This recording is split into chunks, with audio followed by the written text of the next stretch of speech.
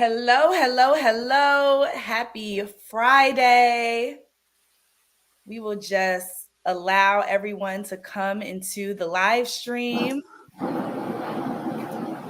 as you all are making your way in, I have to say, of course, first and foremost, happy National Sickle Cell Awareness Month. September is National Sickle Cell Awareness Month, and we're all really excited to be here today to, about this illness and really raise awareness. So before we get started, I first want to make sure I ask all of my panelists to mute their mics just so we can limit that background noise and air a little bit. Thank you so much. And if you don't know me, I am Shay Parker. You may hear me on the radio sometimes. I am an on-air media personality and influencer for Radio One, specifically in Baltimore and DC. And with this month being Sickle Cell Awareness Month, before we get started, I, of course, have to share a little personal story with me. I do have a friend who is living with the disease, and I have to say it is certainly not easy watching them, navigate life. And of course, naturally, it's not easy for them either. But one thing that we do know is that sickle cell affects the Black community the most. According to the CDC, 90% of people living with sickle cell are of the Black community or of African American descent. So much so that one of every 365 babies of Black or African American descent are born with sickle cell disease, or SCD, as you may hear our experts and our advocates refer to it as. So this is a really important topic. And in today's world, in 2024, in the 24-hour news cycle, we know that everything is grabbing at our attention, right? It's always an awareness month for something. It's always a news event that's happening. Breaking news is literally every single second. But I truly appreciate all of my panelists here today, as well as those who are joining us on the live stream, just taking the time to really bring awareness to this important issue as it relates to our Black community. And today, our discussion is going to be really exciting because it is just that, a discussion. So it is not a case of where we're just going to be sitting up here talking and asking questions. We want you to engage with us. Feel free to add any questions to the chat, any personal stories, anything that you would like to share. And throughout the live stream, we will try our best to make sure we acknowledge and address any of those questions, comments, or personal stories. I actually like to call them praise reports or testimonies as well. So we are going to hop right into it. We have our panelists here have a wealth of knowledge, whether they are doctors, experts, patients, advocates, supporters, caregivers. So we have some great perspectives that we are going to hear today. I am actually going to allow them to each introduce themselves and tell us a little bit about themselves and their experience with sickle cell. Dr. Makani, we'll start with you. Thank you so much, Shay. So hi, everyone. I am Dr. Makani. I am an adult hematologist. And so I take care of sickle cell patients in both my outpatient clinic as well as my patients that are in the hospital. And I'm so excited and thrilled to be a part of this event today to, have this discussion about sickle cell disease and what we can all do together, patients, caregivers, and healthcare providers, what we can all do better in taking care of patients with this with sickle cell disease. So thank you for having us. Absolutely. Thank you so much for joining us. And we'll keep it on the doctor train. Dr. New. Hello. Yes. Thank you for having us, Shay. It's a pleasure to be here. I am a pediatric hematologist. So I take care of children with sickle cell. So I start with birth with their initial diagnosis, and I take care of patients up to the age of 21. I've been doing this for over 20 years, and this is my passion. I don't personally have family members with sickle cell, but it's a condition that's near and dear to my heart, and I'm constantly wanting to make sure that I'm telling more people about it, raising awareness, trying to help my patients feel like they're not alone, and sharing their stories. So I'm so happy for our two patient advocates that I know both well, and excited to hear their stories, and use this forum today to just increase participation in how we as providers can do a better job at supporting our patients and families. Thank you so much, Dr. New. And last but certainly not least, Jasmine. Thank you. My name is Jasmine Kago. I am 18. I recently just graduated last year in class of 2024. Thank you. I do work. I work at like Outback Steakhouse. And being with sickle cell, it's been quite a challenge, especially like growing up. I see like how it's really like affected my life and stuff like that. When I was more littler, it was more like it did affect me more, but like as I grow older, like I've learned now to control and stuff like that. So I'm happy to be here to share my knowledge on it and like any like life stories I've had about it and to just spread awareness. Yes, thank you so much, Jasmine. So as you can see, we have a wealth of knowledge, different experiences, and perspectives as it relates to sickle cell. And before we hop right into the questions, because we have a lot of ground to cover, and I have a list of questions, but to be honest, there are more questions that I have, and I'm sure that our viewers and attendees here today on the live stream are going to have as well. But we have to just send a big, huge thank you to Johns Hopkins Medicine for, of course, hosting this live stream and making it all possible, as well as the Comprehensive Hematology Oncology as well. And so these are, two organizations here, two institutions that are on the ground and doing the work. So there is no better place than right here to discuss this illness. So we're gonna hop right into things, and I posted the flyer for this live stream on my social media and sort of said, whether you are someone living with sickle cell or you're supporting someone who may be living with it, or you just want to know more about it. You may be thinking about having kids and you're like, I need to, figure out what I need to be looking for and what I need to be aware of. I encourage them to join this live. And so I want to start with a very, very simple question. Dr. Makani, this one is for you. What exactly is sickle cell? If this is the first time someone is hearing the name or the term sickle cell, how would you describe it to them? Great. So sickle cell disease is a blood disorder that is hereditary, meaning it runs in families, in which the red cells, those are the cells in your body that help carry oxygen to your brain, to your heart, to your kidneys, to other organs, where the red cells have a susceptibility of sickling, so changing shapes. And it doesn't mean that the shape of the cell is changing all the time, but the red cells, which are usually oval in shape, will sickle or change in shape under stress, whether that's infection or inflammation or dehydration. Things that make the body uncomfortable can cause the red cells to sickle, which means that then they clump together and then those red cells die quicker. And so oftentimes, the blood levels in patients who have sickle cell disease will be lower. Oftentimes, patients who have sickle cell disease will experience pain in certain joints, will have other symptoms related to the fact that their red cells are more fragile and that they are able to sickle under certain situations.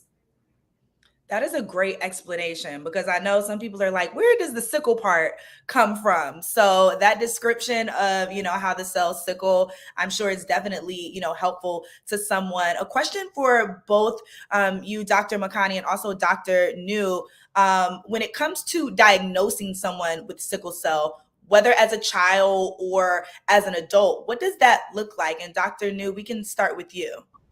Sure. Thank you, Jay. So in the United States, babies are all tested at birth with that heel prick. It's a drop of blood, and they test them for many things. But in the United States, all babies are tested at birth for sickle cell. And this has developed over years because we know how serious this disorder is, and we want to catch babies early. So our job as pediatric hematologists is to try to get to see them within that first 3 months of life. If they happen to not be born in this country, it is a simple blood test. It's called a hemoglobin electrophoresis. And it's a test that can be ordered by any physician, but is best interpreted by a hematologist. So if they're still within the ages of birth to 21 years of age, I would be that type of a hematologist that they would come to see to find out what type of trait they have, and or if it is a form of sickle cell disease. And then for older individuals, it would be with Dr. Makani. Awesome. Dr. Makani, anything to add there, especially from the adult perspective with diagnosis? So, in regards to diagnosis of the disease, Dr. New did an excellent explanation. I don't really have much to add there. Most patients are diagnosed with sickle cell disease earlier in life. And so, but that, it can all sometimes people don't realize that they have this condition, and sometimes they will present as an adult. But in the United States, majority of patients are diagnosed with the disorder as children. Awesome. Thank you so much. And let's talk a little bit more about the symptoms before we get into, treatment plans. And Jasmine, this may, be a question for you. As you were growing up, you mentioned that things are a little different now from when you were a small child to, now being 18. What has been your experience from being younger and really having to come to terms and navigate life with this to being older and able to control it? Yes. So when I was younger, I did have more crises than when I do now. It wasn't really fun given like I had to miss out on like a lot of like school events or like we'll go into like friends places and stuff like that.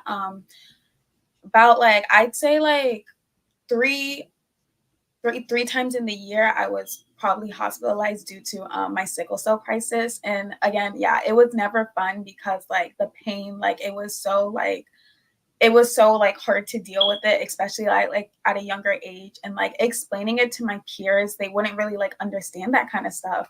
And so it's something that I really just had to keep to myself for a while. I mean, I tell my teachers and stuff like that and they'd understand, but like just dealing with it, but having my family there was really what I really needed for me to like grow up and realize like this isn't like this isn't like just something I can just play around with. It's a part of my life. It's not something I can just like ignore and keep in the back of my head.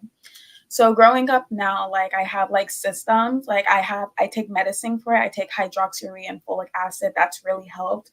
I drink water, especially when I'm at work, like running around. I really need to be hydrated, and so water has really been key in my life. And I've grown my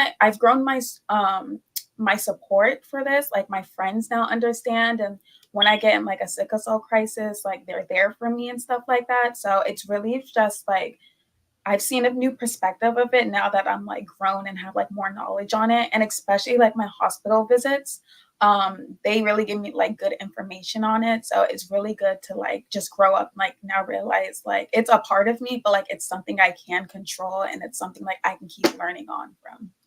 That's awesome. So it was three main things I heard you say that's been really important, and that's medicine, so treatment, water. Ain't nothing like H2O, okay? H2O is typically always the first answer to everything. And then of course having a strong support system, which we'll talk a little bit more about later on in the live stream. But before we move any further, I love when we have surprises, and I'm treating this as a surprise because we have another panelist who is waiting in the green room right now, who is also an advocate patient, Savion Bryant. Hi, how are you? I'm well. How are you? Yes, I'm doing good. Thank you so much for joining us. And you came in at the perfect moment of the discussion. We were talking a little bit with Jasmine about how her life has been, dealing with the symptoms of sickle cell from being a child to now being a young adult. Can you talk a little bit about what your experience has been? Yeah. I mean, as a kid, for me, it was very like similar situation. A lot of crises.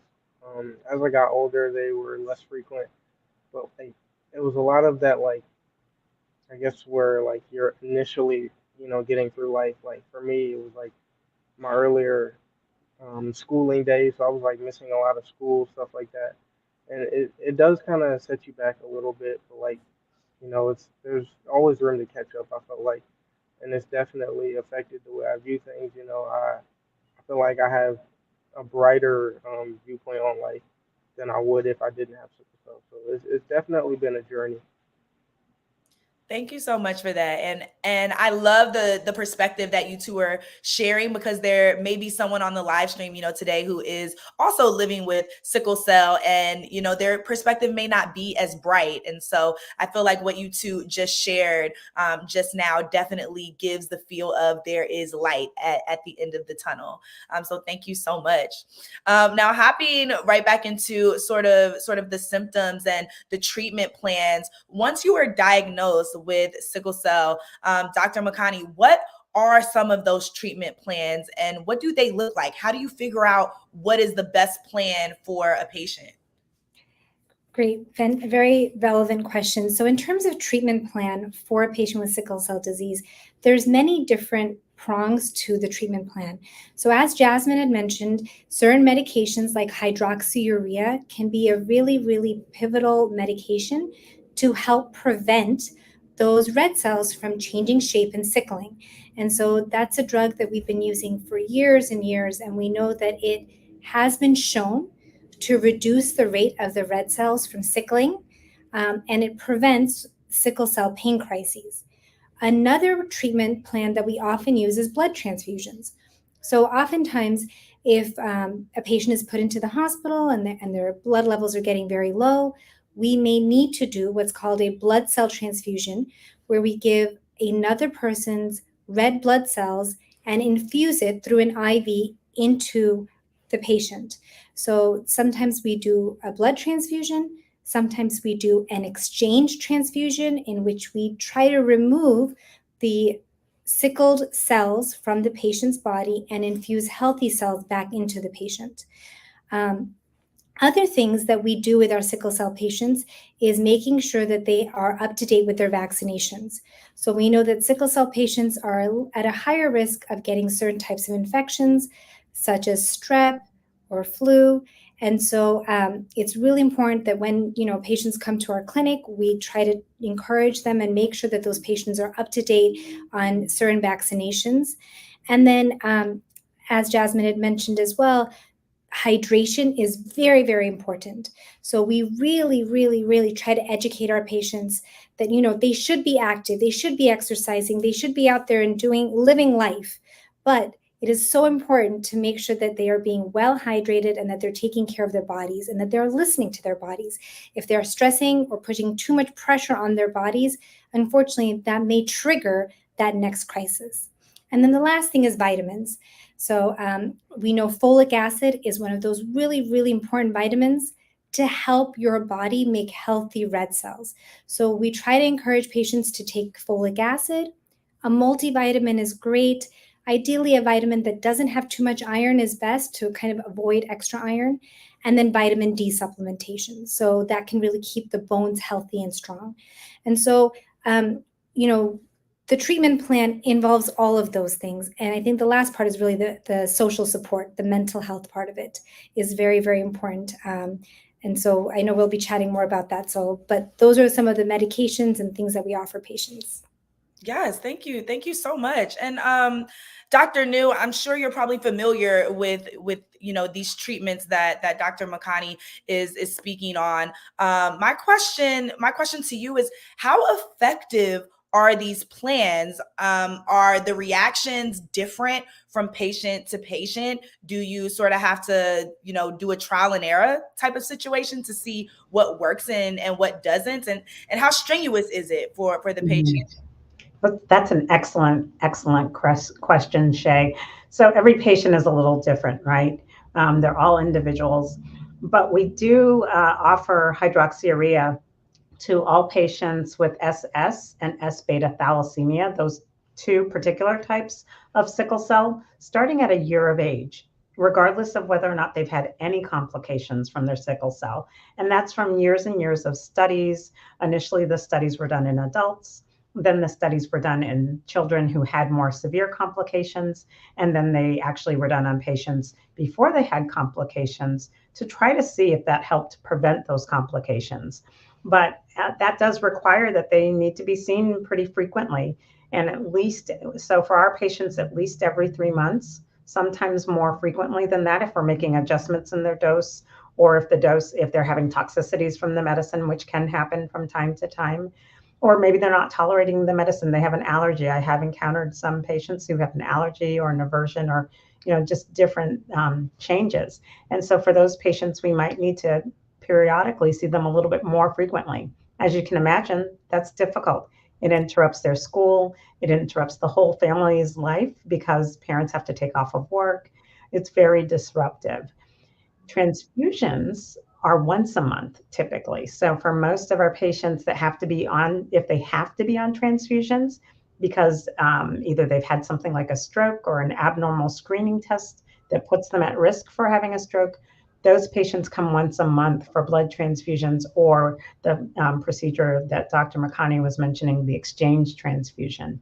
So that's at least a half a day, or maybe sometimes a full day in the clinic, once a month, once every 3 to 4 weeks. So each time we see the patient, we're monitoring to see, are they tolerating the medicine? Are they tolerating this treatment regimen? For our patients with other types of sickle cell, like SC and S beta plus, we are determining, has their disease become more severe, and would they be a good candidate to try hydroxyurea for, or is it time, even though they're not having severe complications, but the family wants to do something to try to prevent those complications. So these visits can be pretty extensive and pretty frequent, which, as you can imagine, is hard. It's hard for me to sometimes get to my doctor once a year, let alone if someone said once a month or once every 3 months. Yes, I mean, just dealing with the regular pressures of life. You got to walk the dog, you got to take the kids to school, you got to make the doctor appointment, then you got to buy groceries for $300 at the grocery store, and then you got to go to the family reunion, and then you might want to try to take a trip. So I get it. I understand. And I want to talk to Jasmine and Savion a little bit about their, experience with finding the right treatment plan for them. But before I do, Dr. New, you mentioned the different types of sickle cell. And just very quickly, for those of us who sort of don't have the background and expertise, what do those different types look like? What are the differences between them, and how many different types are there? So there are several different types, but the most common that you will hear about in this country are SS. That's the most common. The second most common you'll hear about is SC, and then S beta thalassemia. And there's two types of S beta thalassemia. One that's called S beta thal 0 or S beta thal plus for short, kind of. And the difference is the two genes that are making up the sickle cells. So with classical SS sickle cell, it means that both parents have sickle cell trait, and each of them pass the S gene.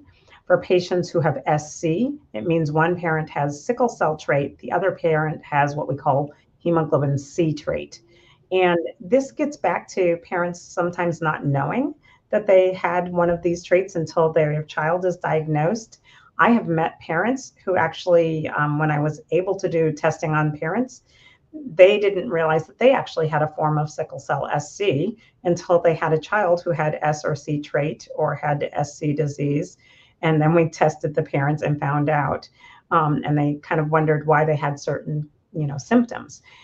The different types of sickle cell may respond differently. There are different types, but we see some of those other types less frequently in this country. But you'll hear about, people will hear about them, and I'm sure Dr. Makani has encountered some. But there are some that behave more like the SS or S beta thal 0, and that classically tends to be a more severe phenotype. But I don't like to tell somebody that, oh, your disease is going to be mild.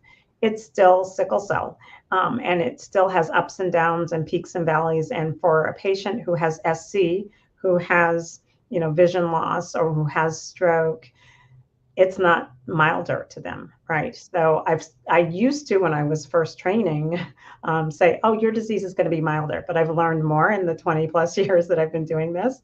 And so I say, for that patient, this is what's going to happen with your disease, and your body is going to tell us over time what your journey is going to be.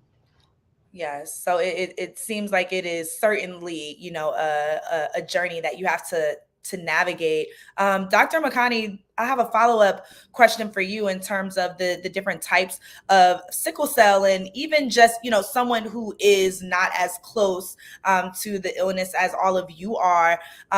Considering that people or babies are supposed to be tested, as soon as they're born for, sickle cell or the trait, how is it that so many adults, we grow up and still don't know that we have the trait or have a form of sickle cell? And the second part of my question is, do we see sometimes that adults have a trait or a type of sickle cell and don't, experience symptoms until later on in life?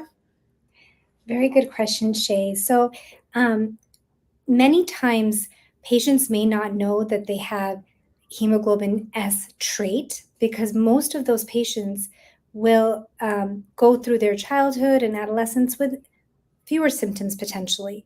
But what we do see is that during pregnancy or other stressors to the body, many times that's when it comes to light that, gosh, yeah, I remember someone had told me I had that, but I never realized it would actually lead to something or have any significance.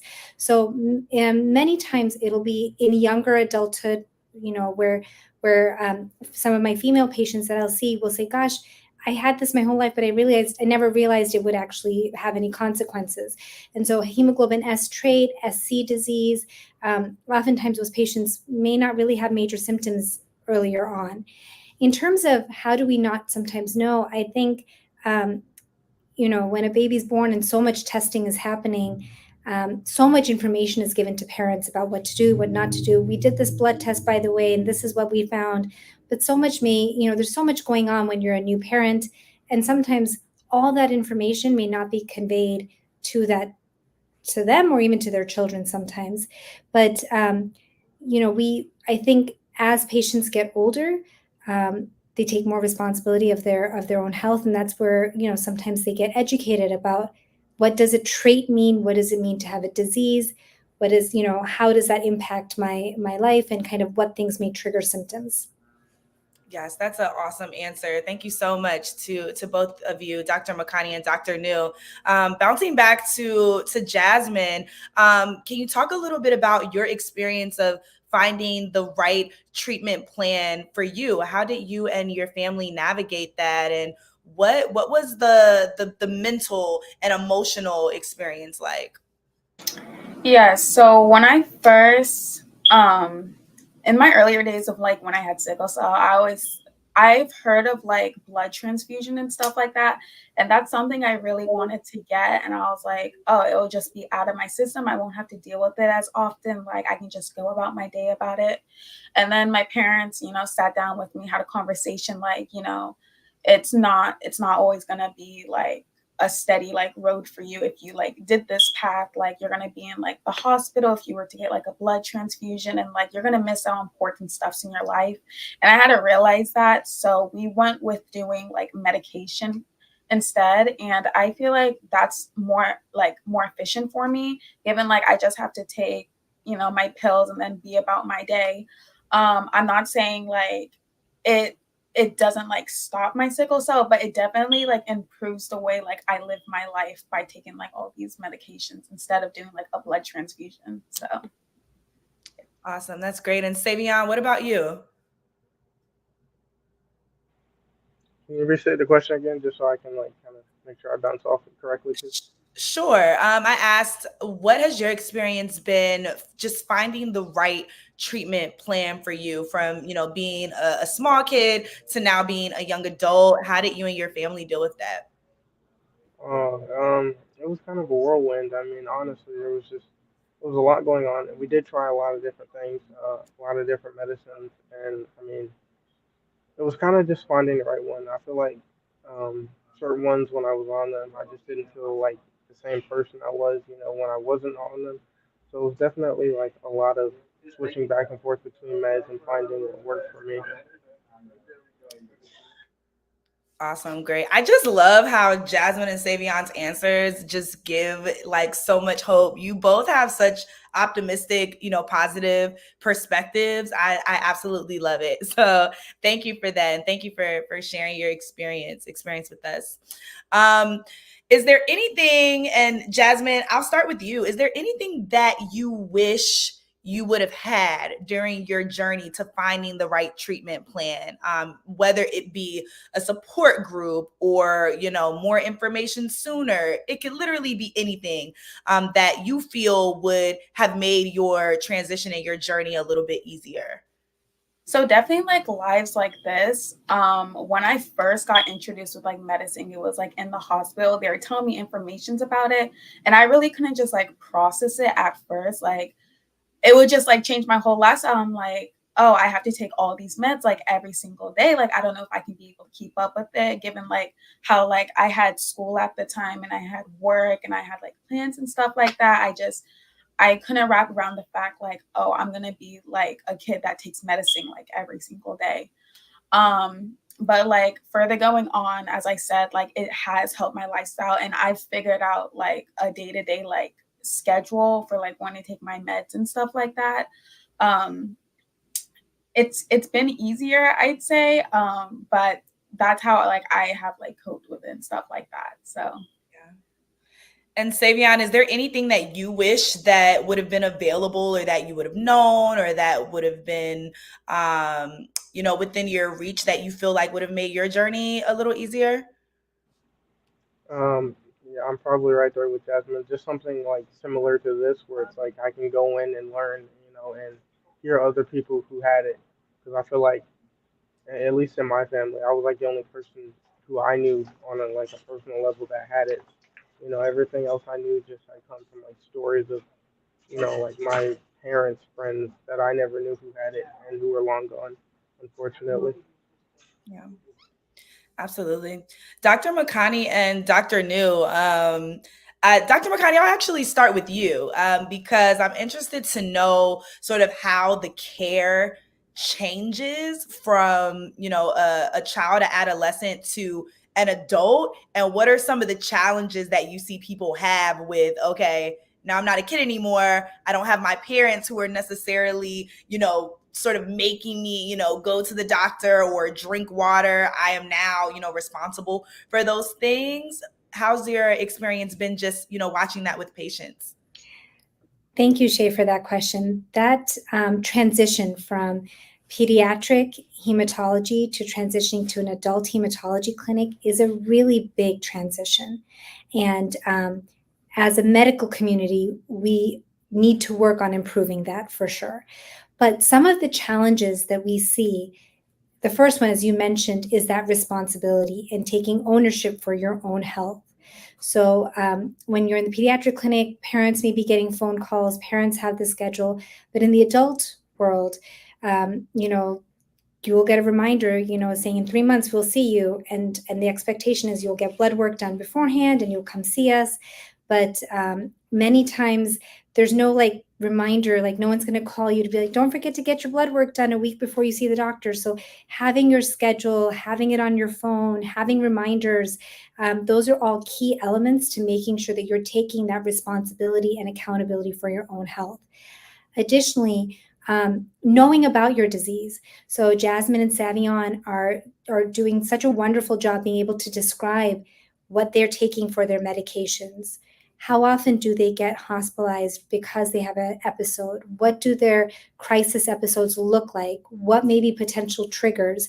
Being able to know that about one's own body is essential, but also being able to explain that to your healthcare provider.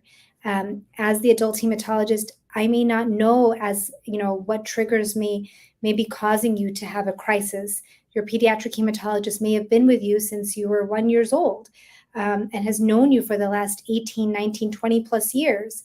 But the adult hematologist needs to catch up to speed.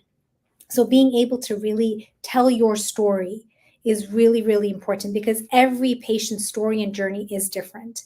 And so that, being able to advocate for yourself as an adult is really important. Yes, thank you. That makes so much sense. And I feel like honestly carries over into, the real world in all areas of life. I mean, I had to learn how to check my mail because I was so pressed as a child to get mail, and then I became an adult, and I'm like, oh, I need to renew my registration. And they told me in the mail, but I didn't check my mail. So there we have it. So I definitely, understand that perspective.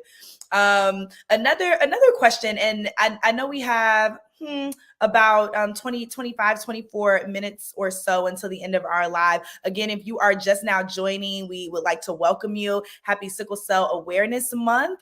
We are here with John Hopkins Medicine talking about sickle cell disease and how it affects the Black community. And so now I want to pivot a little bit into those questions because as we know, I stated a statistic from the CDC that 90% of folks who are battling this disease are of Black descent or African American descent, whichever word you'd like to use. So Dr. New, can I ask you this? When it comes to this sort of statistic, why is it like this? Why are we seeing such a high number of 90% of people living with sickle cell being Black or of African American descent? Can you explain to us a little bit how we got to that number and why we're at that number? Yes. So historically, they believe the mutation started in areas where malaria was endemic, which was in the continent of Africa. So the Mediterranean, India, African countries. And so we see a higher prevalence of the trait in those disorders. And then, considering, so it's a genetic disorder, that's first. So it's not something that people are doing. It's not something that people can prevent. The only prevention is to know your trait status and to deliberately try not to have, a child with someone who has trait, or to select to not have a child. But really, it's not something that people are doing. It's something that they're born with. So just knowing that you have the sickle cell trait is part of understanding how so many children are born with sickle cell disease.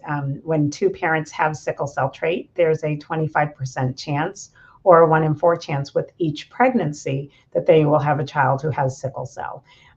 So, I want my parents to feel empowered. And so I want them to understand that it's a genetic disorder. They did nothing wrong. It's nothing that they can control. And we're, really excited to help them, to help their young person become a healthy young adult who just happens to have sickle cell as part of their journey. Yeah. And Dr. New, do you ever talk with patients? I'm sure you do, but I'm wondering if there are any resources that John Hopkins provides, or that you know of, that helps parents sort of navigate this, because I can only imagine, especially if your child is being diagnosed at birth, sort of the guilt you may feel, the mom guilt, the dad guilt. Are there resources in the medical world that parents can take advantage of to sort of help navigate that? Yes. So it varies depending on where people live and depending on the states that they live, but there are wonderful community-based organizations that we work with. And within our hospital, we have a lot of other support networks that we try to connect our patients and families with. There are not a lot of in-person kind of like patient support groups. And I think that's something that maybe, has changed and evolved over time. But I think we do try to create opportunities for our patients and families to meet one another. So, for instance, here in Florida, we have a camp that we send our kids to in the summer, our patients to in the summer, if they would like, and they can meet other children who also have sickle cell during that time. And then the symposium that we're having next week, the main focus that I wanted to be able to have this symposium was so that some of my patients who have never, ever met another patient or family with sickle cell could meet other patients and families, that the parents could know that they're not alone in this, that they could talk to other parents, that they could be inspired by young people like Jasmine and Savion, and hearing their stories. Yeah, it feels like community is really important. I feel like just in general, community is so important to our success and how we thrive. And so the same thing here when, it takes a village to, help navigate this and make sure that we're living healthy, full lives, no matter what, the diagnosis is. Dr. Makani, what biases have you seen in healthcare when it comes to, sickle cell patients, especially when we talk about pain management, because something that I know personally very well. Sometimes as a Black woman, when I go to the doctor and I tell them that something's wrong and it feels a certain type of way and I don't think this is right, you are sometimes brushed off. So can you talk a little bit about sort of what you see from your area of expertise when it comes to, bias in care? Thank you, Shay, for that question. So, unfortunately, this is a battle that patients with sickle cell disease are having to face.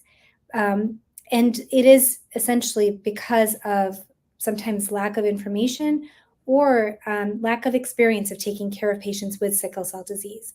So, in most circumstances, when patients get admitted into the hospital with sickle cell disease, it's not simply because their blood count is low, but it's because they have a pain crisis.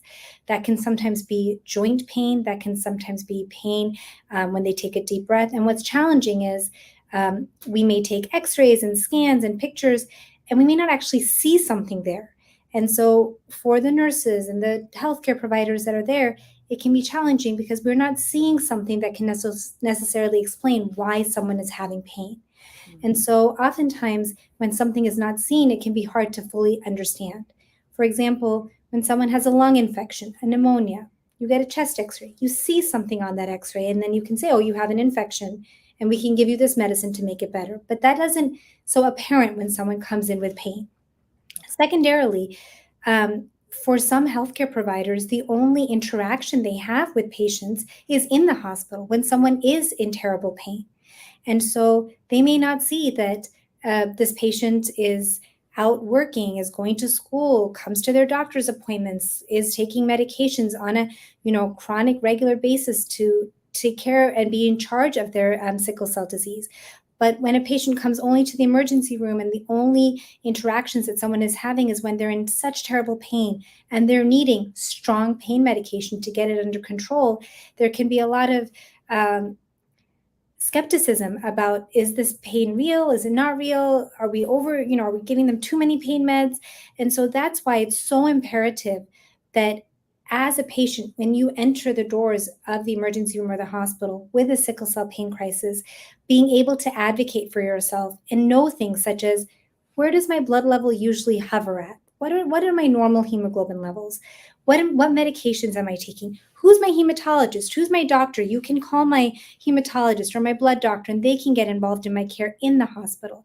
And some of those things can make the experience in the hospital easier, and oftentimes can make even that hospitalization shorter if you have if you're able to better advocate and kind of, help in that process. That's good to know. Yes, always advocating for yourself. I think that's something that you sort of learn to do as you get older and sort of that shyness goes away. You're like, no, I need to, I need some sort of answers or some information or some care or whatever the case may be. Now we have a question in the chat that I want to get to. And then we'll sort of bounce back to the biases and sort of the discrimination perspective or angle of sickle cell. But the question is, how has life expectancy increased through research and discovery of new treatments? I walked with a young man in the 1990s, and I do not think he lived beyond his 20s. And Dr. Makani or Dr. New, whichever one wants to take this, feel free. I'm happy to start with it because I think partly it starts in childhood. So I encourage my patients that if they continue with their follow-up, if they continue taking their medications, that gives them the best chance of long-term survival with sickle cell. it doesn't mean that they won't have complications, but hopefully it helps prevent those complications. And if they're used to connecting with a healthcare facility and if they have continuous care, then hopefully we find complications early and can intervene. There have been lots of studies that show that if there's a disconnect where you're not being followed up routinely, patients don't do as well. Now, we have made definitely medical strides since 1990. We now start most patients on hydroxyurea before they go into adulthood. I'm not going to say it is the only medication, but is one of the best medications that we have right now. There are still medications under development, and I am hopeful that we'll find even more. I never thought we would have something like gene therapy in my lifetime or in my career, and we do. It's again not for everyone, but it's coming. So I know some of our patients have been waiting a long time to see something else. So I can't encourage you enough, Jasmine and Savion, just like you're seeing us routinely, when you get into adult care, and Savion, you're bridging there, to make sure that you're making those appointments, and telling them what works and what doesn't work so that you can be a partner in your care. Yes, thank you, Dr. New, so much. Jasmine and Savion, I know you all are sort of, you're making me feel a little old, okay? I remember the days of 18, but I'm not sure if you have anything to, add to this question. At any point, have you ever felt like a doctor or a care provider was not taking your pain seriously, or you sort of felt like something was off, or that you weren't quite getting the care that you needed at the time? How did your parents handle that, and how did you handle that? Jasmine, do you have anything you'd like to share? So it's never happened to me with a caregiver. They've always been like so supportive and like understanding, let me like talk. Even with like my other caregiver that I had outside of All Children Hospital, she knows that like I have sickle cell and like how it affects like my day-to-day base, and like she just hears me out, and like I don't feel like I have to be like afraid to like talk to her about these stuff. But especially when like my sickle cell pain crisis has happened like beforehand, I try to just like I try like avoiding the hospital like at all costs. Like I'm the type to like use a heating pad or like use ibuprofen, like just go through the meds like throughout like the hours, and like just like walking like myself like through the pain, and like drinking a lot of water, and like just eating pretty healthy so I can avoid the hospital. But my parents know me better than that, and they know like they're healthcare providers themselves. They know like it's not gonna get like, they see me at like a point in like my sickle cell crisis that be like, okay, we have to draw the line here, we have to go to the hospital. Like it's not, I know you're trying, but like it's just not gonna get better. So I would say like that with that experience, like they've heard me out as well, and it makes me more confident in like if this would ever happen to me, be like, hey, like I know myself, like it's not something to just brush off. So Yeah. Yeah. And Savion, when it comes to sort of the mental part of dealing with sickle cell, I mentioned earlier in the live, I have a friend who is living with this disease, and it's honestly very hard on him. He has a lot of conflicting thoughts about if he even wants to have children, the type of job that he wants to have, or if he even wants to be married. And so I'm sure even at your age, you may have some of those thoughts yourself with dealing with such a serious illness that a lot of people may not understand. How have you been able to navigate the mental and the emotional aspect, and still show up for yourself and advocate for your health? So I no, I definitely understand that. I'm also in a point where it's like I have to think about like, do I want kids? Where do I want to work? And things like that. And I definitely would say it takes a lot of like mental toughness and like understanding on like all ends to be able to kind of plan yourself out, especially like so early. Like I'm only 21, so it's like most people my age aren't thinking about that. But it definitely takes a mental toughness to like plan it out. And as far as like how I'm doing it and like how like I'm moving through all of it. Definitely have like a lot of my doctors around my corner. They're willing to talk about it with me and things like that. It's good to have that network. Yeah, definitely that support system. Before we open up the floor, we're gonna open up the floor again for questions. So feel free to put them in the chat when you have them, and we will try to address them. But I would like for each of you to share one thing that you feel our community, our society can improve on or do better or even start to help patients that are living with sickle cell. Dr. Makani, I'll start with you. I know I'm not giving you much time to think, but the rest of you have some time. Thank you, Shay. I think that as a community, for our sickle cell patients, we need to be more supportive and to help them achieve their goals, not just their medical goals, but their goals as it comes to career, education. Like we think of it as an illness, but it's part of life, as Jasmine described, as Savian has described. This is impacting their life in so many ways, and it's not just when they enter the doors of their doctor's office or when they enter the doors of the emergency room that sickle cell happens. This is something that is an everyday thing, an everyday part of their life. And so there needs to be other resources, whether it's in the school system to make sure that there's time for people to catch up with work. I have students that are in college that are trying to like get through calculus while they're like admitted in the hospital, and they're like try and get their homework done and such. So there needs to be, I would like to see more resources in the community to help sickle cell patients live a full life, not just life expectancy, but a full life, and be able to have jobs and careers and education, and having those kind of resources in the community would be wonderful to see. Yeah.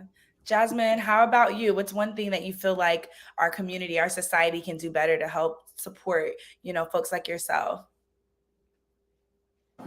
Like Dr. McCartney was saying, especially about the school part, when I had sickle cell crisis, it was really hard for me to catch up in school, especially like when I was younger. I was like in there for like 2 weeks or so. So like all that schoolwork, it just, for me, it created more stress for me to like catch up on school than like, and also dealing with my health and stuff like that. So I'd love to see like more support with like the education system and stuff like that. I know like they can't put school on pause because of my sickle cell, but I'd love to see like just like some involvement with what will help sickle cells like patients have a better like support system within our school. So yeah. And Dr. New, I'll bounce it to you. Thank you, Shay, for this question. So, I really feel like I feel that a lot of my patients are fortunate because they are in our care.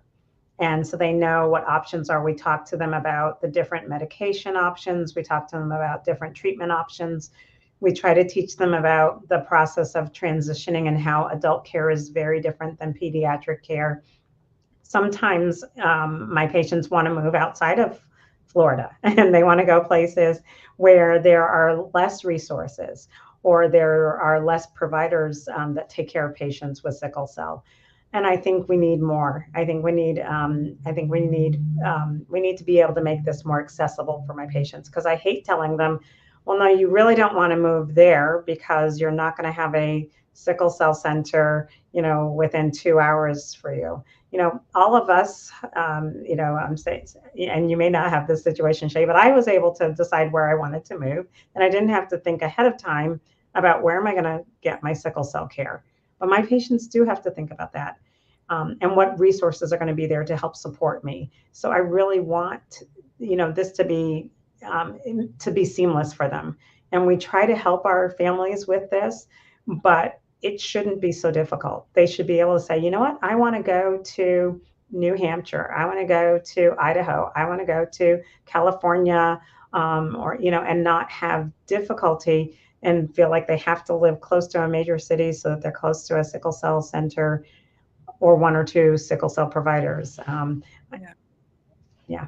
Yeah, thank you so much. I mean, access is so key, and not just access to, the actual treatment or facility, but even access to knowledge and to information.